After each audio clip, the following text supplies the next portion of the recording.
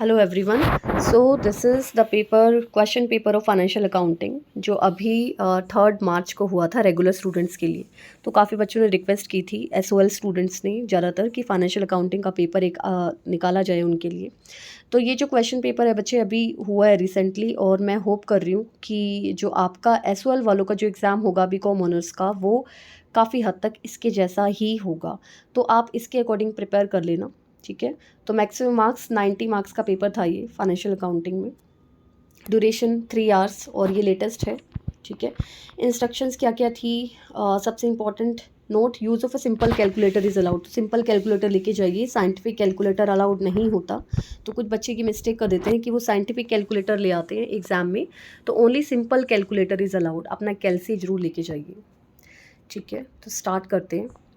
First question जो आया है, state with reasons attempt any six whether the following statements are true और false. तो फर्स्ट स्टेटमेंट है आपकी, accounting performs only one function that is maintenance of systematic accounting records. Theory का question है, आपको येस और नो में answer देना है, ट्रू और फॉल्स में, with your reason. Expenses incurred to keep the machine in working condition is capital expenditure. फिर रेवेन्यू एक्सपेंडिचर के ऊपर क्वेश्चन है। Accrual means recognition of revenue as it is earned and of cost they are paid. तो accrual revenue के ऊपर question आ गया यहाँ पे। As per the consistency principle, एक क्वेश्चन आपका प्रिंसिपल्स ऑफ अकाउंटिंग पर है। Accounting policy once adopted for the similar item should be followed consistently from year two year and should never be changed under any circumstances. बहुत easy question है ये। All the enterprises are required to apply INDES. INDES is your Indian Accounting Standards. Going concern, consistency and accrual are the fundamental accounting assumption. An outstanding expense account is a nominal account. तो questions काफ़ी easy है। आप इसमें से 6 questions आपको बोले गए हैं करने के लिए, और उनके रीजंस आपको बताने हैं। तो इस तरह के क्वेश्चन देखिए 1.5 मार्क्स आ रहे हैं 6 के हिसाब से। तो अगर आपका 1.5 नंबर का क्वेश्चन है, आप लिटरली उसमें टू द पॉइंट बात कीजिए। आपको ट्रू लगता है ट्रू, फॉल्स लगता है फॉल्स, और उसका आप रीज़न दे दो। अगर आपका रीज़न करेक्ट होगा तो वहाँ पे आपकी ये जो लेंथ वाली जो एक प्रॉब्लम आती है बच्चों को कि कितना लेंथी आपका आंसर होना चाहिए, वो ऐसे क्वेश्चन में आपको प्रॉब्लम नहीं आनी चाहिए। तो आप टू द पॉइंट आंसर दो। आपको ट्रू लगता है ट्रू, आपको फॉल्स लगता है false, and with the reasons आपको जरूर देना है, वाई, बिकॉज, ठीक है। तो आपका आंसर ऐसे स्टार्ट होना चाहिए। पेजेस की टेंशन नहीं लेनी, यहाँ पे टू द पॉइंट आंसर लिखिए। बी पार्ट क्या था? Right short notes on any of the two of the following: prior period items, money measurement concept, event occurring after balance reporting period as per index 10। तो questions इतने easy भी नहीं आए थे BCom honours वालों का, तो मुझे लगा थोड़ा सा डिफिकल्टी लेवल तो मेंटेन किया गया था इस तरह से। तो आपका जो फर्स्ट क्वेश्चन है 18 मार्क्स का, totally theory based questions, true false any 6। उसके बाद इसका बी पार्ट दे दिया गया, और जो मार्क्स की डिमार्केशन थी वो थी 4.5 मार्क्स फॉर द 2 क्वेश्चन। तो यहाँ पे आपको सोच समझ के करना पड़ेगा, और थ्योरी तो इम्पॉर्टेंट है। देखो 18 मार्क्स का क्वेश्चन तो हमने यहीं पे देख लिया थ्योरी में, ठीक है। तो इस तरह के क्वेश्चंस आपको नज़र आने चाहिए। बाकी डिपेंड करता है, आप अपने सिलेबस के अकॉर्डिंग जरूर जाए, क्योंकि कुछ बच्चे फिर ये भी कमेंट कर सकते हैं कि मैम हमारे सिलेबस में ये नहीं है। तो skip that part if this is not in your syllabus, but I am hoping that all of the topics are from your syllabus only, क्योंकि पेपर ऑलमोस्ट सेम ही आता है। और बी कॉम ऑनर्स का रेगुलर का paper है, तो obviously इससे ज़्यादा टफ तो नहीं आएगा। ये एक लिमिट है टफेस्ट पेपर की। सेकेंड क्वेश्चन देखते हैं। 1 जनवरी a new plant was purchase by mister A. Question है आपका, ये है डेप्रिसिएशन का, राइट। तो ये डेप्रिसिएशन का क्वेश्चन बनता है यहाँ पे। आपने 10,000 रुपये स्पेंड किए इंस्टॉलेशन पे, न्यू प्लांट भी परचेज कर लिया, फिर फर्स्ट प्लांट आपका डिस्ट्रॉय हो गया, 5,000 आपको उसकी स्क्रैप से मिल गई। फिर आपने सेकेंड हैंड प्लांट परचेज किया दोबारा से, 15,000 फिर लगाए रिपेयर पे, इरेक्शन पे। डेप्रिसिएशन यूज़ किया 10% per annum, original cost annually on 31 दिसंबर। तो 1 साल तो फुल ईयर डेप्रिसिएशन लगाया। उसके बाद and to ignore depreciation on the item sold during the year, accounts are closed annually on 31 December. Diminishing balance method के according ये question दिखाया जा रहा है। तो show plant account, accumulated depreciation account and plant disposal account for 3 years, ठीक है। तो डेप्रिसिएशन अकाउंट का है, टफेस्ट क्वेश्चन है, यहीं तक है। इससे ऊपर जो एक टफेस्ट लेवल है वो नहीं आएगा आपके पेपर में। तो आप ये देख सकते हैं कि कितना मुश्किल आ सकता है, बस यही लिमिट है। इस तरह के क्वेश्चन आप प्रिपेयर कर लो। 12 मार्क्स का क्वेश्चन था ये। B part, X limited gives you the following details of the inventory for the year 2021-22। Find out value of closing inventory by group method, item by item method. तो आपको ये question करना है, 6 marks में ये बनता है आपका। अब जो चॉइस दी हुई है, चॉइस दी है इस क्वेश्चन में, explain in brief of the following. देखिए थ्योरी आ रही है चॉइस में, meaning of property, plant and equipment, impairment loss as per accounting standard 26 और features of accounting standard 2। Theory है, 12 मार्क्स का क्वेश्चन है ये। तो थ्योरी में भी अभी तक हमने देख लिया 18 मार्क्स का क्वेश्चन पूरा फुल फ्लेज थ्योरी में, प्लस 12 मार्क्स का क्वेश्चन थ्योरी में। तो देखो 30 मार्क्स तो आपके थ्योरी के यहीं बन जाते हैं आउट ऑफ 90। ठीक है, बी पार्ट में क्या दिया हुआ है, इन्वेंट्री का क्वेश्चन है ये। इन्वेंट्री की सारी डिटेल्स दी हुई है और आपको क्या फॉर्मुलेट करना है, compute the following by the FIFO method. Value of inventory, amount of cost of goods sold for June, profit and loss for the month of June. तो ये सीधा सीधा इन्वेंट्री का क्वेश्चन बनता है। ये आपका सेकंड क्वेश्चन यहाँ खत्म होता है। अभी तक 30 मार्क्स की थ्योरी हम देख चुके हैं। Then the third question started. Total आपके 5 क्वेश्चन है इसमें। Third question, Chandigarh cricket club provides with the following information related to its restaurant for the year ended. तो एक रेस्टोरेंट की पर्टिकुलर्स दिए गए हैं इसमें। Opening stock of restaurant takings,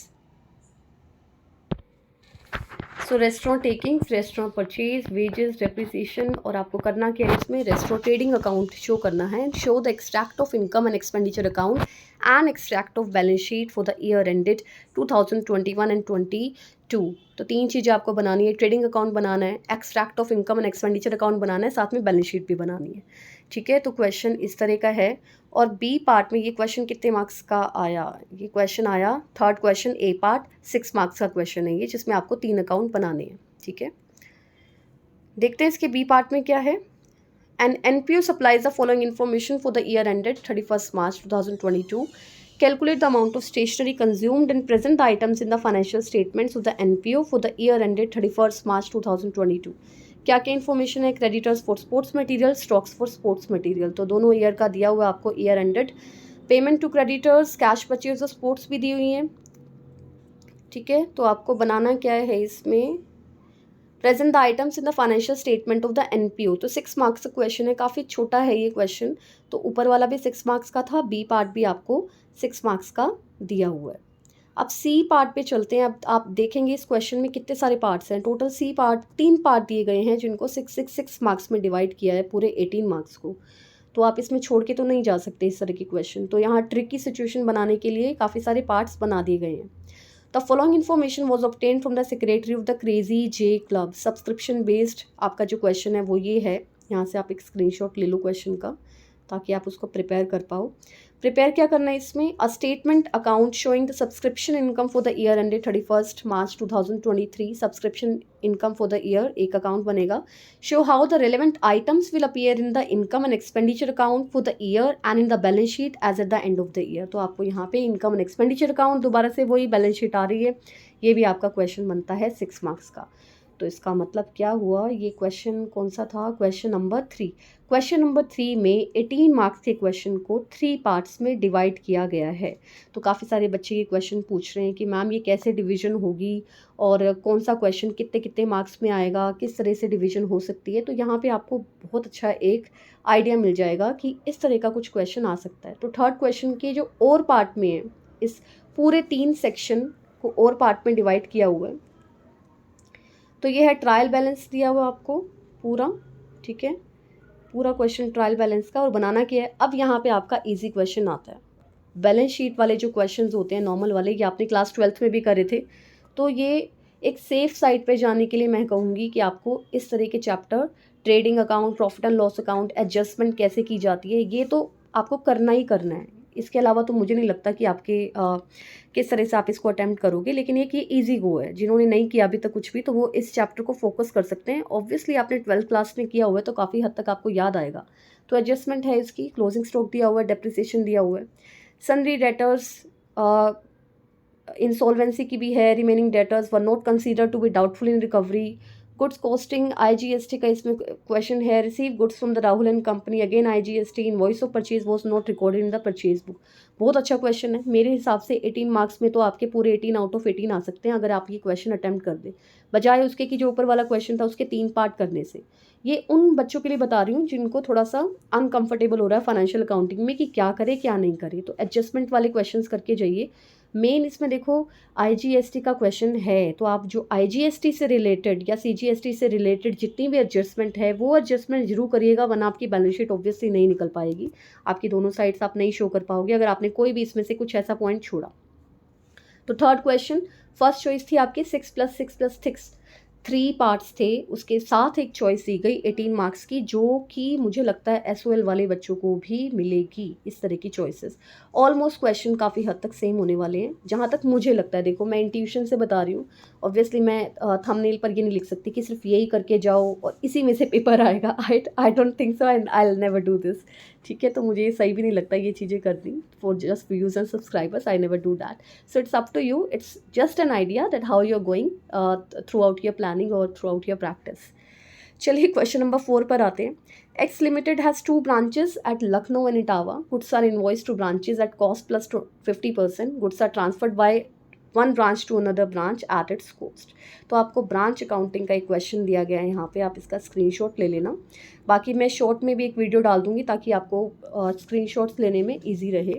branch manager को कमीशन मिलता है 5% of the profit of the branch after charging such commission. बनाना क्या क्या है, सिंपल क्वेश्चन लग रहा है। Branch stock account, branch adjustment, branch profit and loss account. Assume करना है क्लोजिंग स्टॉक है 3,60,000। पूरा फुल फ्लेज क्वेश्चन एक 18 मार्क्स में डाला गया है। फोर्थ क्वेश्चन में भी एक चॉइस दी गई है, चॉइस अगेन ब्रांच अकाउंटिंग से ही है, ठीक है। सिमिलर टाइप ऑफ क्वेश्चन जो हेड ऑफिस वाले क्वेश्चन होते हैं वो वाले डाले गए हैं। तो बैलेंसेस दिखाए गए हैं, ट्रांजैक्शंस है, payments made by the head office, फिर payments made by the branch, depreciation दिखाया गया है 20% पर एनम।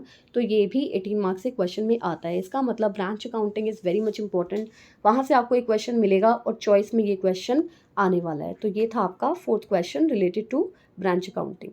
तो आपका जो लास्ट क्वेश्चन बनता है वो है, अब ये किस पर दिया गया है, messrs AM enterprise had 2 departments, cloth and readymade clothes. Ready-made clothes were made by the firm itself out of the clothes supplied by the cloth department and its usual selling price. From the following figures, prepare departmental trading profit and loss account. तो departmental accounts यहाँ पर आ चुके हैं अब आपके cloth और readymade clothes का ये जो एक क्वेश्चन है ये दिया गया है, साथ में इसकी एडजस्टमेंट भी दी गई है। तो ये आपको बनाने हैं अकाउंट, इसमें 18 मार्क्स का ये क्वेश्चन है, ठीक है। Yes, trading in profit on loss account बनाना है 18 मार्क्स के क्वेश्चन में, फुल फ्लेज विद एडजस्टमेंट ये दिखाया गया है। इसकी चॉइस भी है, चॉइस में देख लेते हैं। BNP Limited availed a lease from NLL Limited. Conditions of the lease term are as under. Lease accounting का क्वेश्चन आ गया है, यानी कि लीज अकाउंटिंग के क्वेश्चन को किसके साथ चॉइस दी गई, डिपार्टमेंटल अकाउंट के क्वेश्चन के साथ चॉइस दी गई। तो ये सारी की सारी आपकी एडजस्टमेंट है लीज अकाउंटिंग में, ठीक है। प्रेजेंट वैल्यू सब कुछ दी हुई है, तो आपको टेबल्स भी लेके जाने की ज़रूरत नहीं है। ओके, एक क्वेश्चन इसके साथ, ये 12 मार्क्स का क्वेश्चन है जो अभी दिखाया गया आपका लीज अकाउंटिंग का। इसके साथ जो क्वेश्चन आया है वो है 6 मार्क्स का theory based question, distinguish between operating lease and financial lease, 6 marks. तो अभी तक थ्योरी मार्क्स का जितना मैंने देखा है वो था आपका फर्स्ट क्वेश्चन पूरा का पूरा 18 मार्क्स में, ठीक है। उसके बाद कुछ 12 मार्क्स का क्वेश्चन आया थ्योरी में, तो हमने 30 मार्क्स वहाँ कैलकुलेट कर लिए। एक 6 मार्क्स का लास्ट में आपको क्वेश्चन दिखाया गया, तो total out of 90 marks 36 marks की थ्योरी आ रही है। That is a good indication for you.